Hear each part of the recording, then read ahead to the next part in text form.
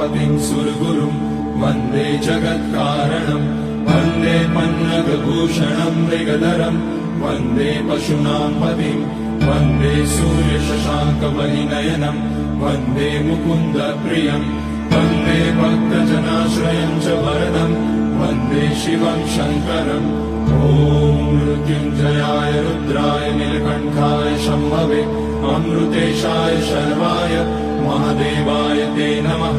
नमस्तेऽस्तु भगवन् विश्वेश्वराय महादेवाय त्र्यम्बकाय त्रिपुरान्तकाय त्रिकाग्निकालाय कालाग्निरुद्राय नीलकण्ठाय मृत्युञ्जयाय सर्वेश्वराय सदाशिवाय श्रीमान् महादेवाय नमः। ॐ नमः शम्भवाय च मयोभवाय च नमः शङ्कराय च मयस्कराय च नमः शिवाय च शिवधराय च ॐ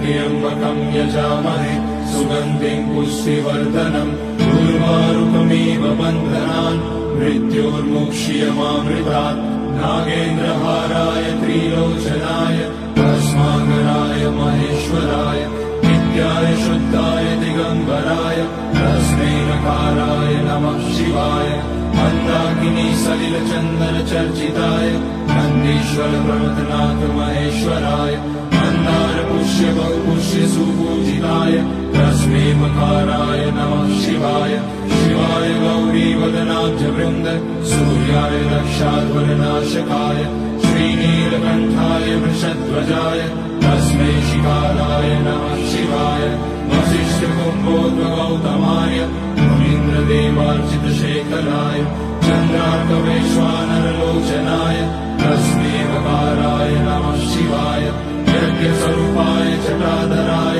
पिनाकहस्ताय सनातनाय दिव्याय देवाय दिगम्बराय तस्मै यकाराय नमः शिवाय पञ्चाक्षरमिदं पुण्यं यः पठेत् शिवसन्निधौ शिवलोकमवाप्नोति शिवेन सह मोदते।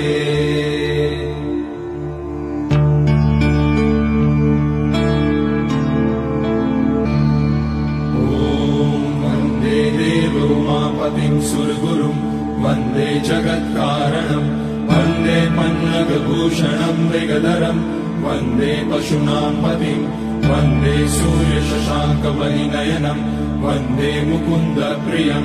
वन्दे भक्तजनाश्रयं च वरदं वन्दे शिवं शङ्करम् ॐ मृत्युञ्जयाय रुद्राय नीलकण्ठाय शम्भवे अमृतेशाय शर्वाय महादेवाय ते नमः।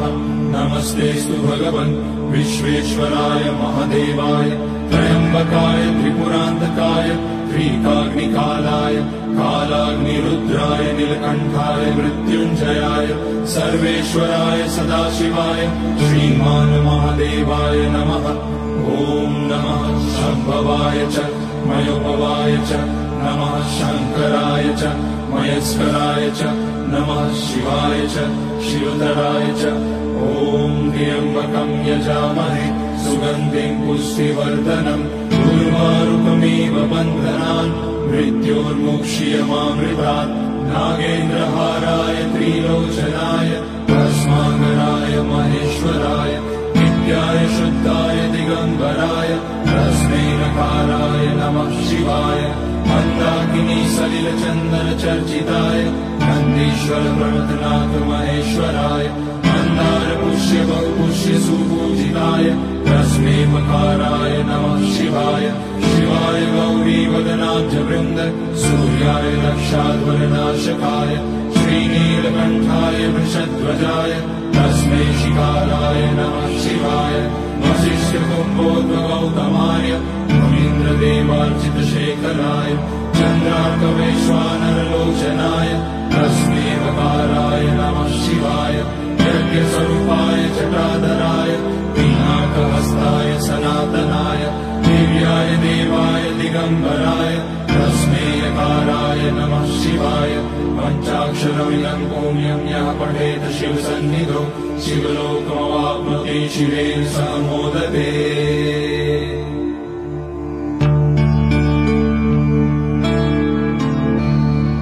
ॐ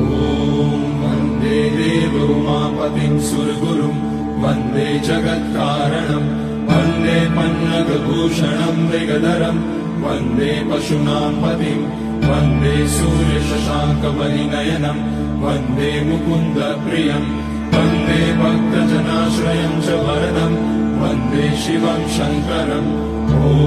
मृत्युञ्जयाय रुद्राय नीलकण्ठाय शम्भवे अमृतेशाय शर्वाय महादेवाय ते नमः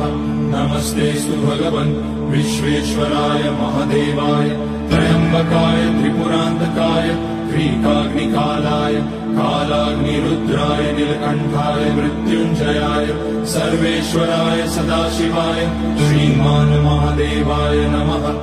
ॐ नमः शम्भवाय च मयोपवाय च नमः शङ्कराय च मयस्कराय च नमः शिवाय च शिवधराय च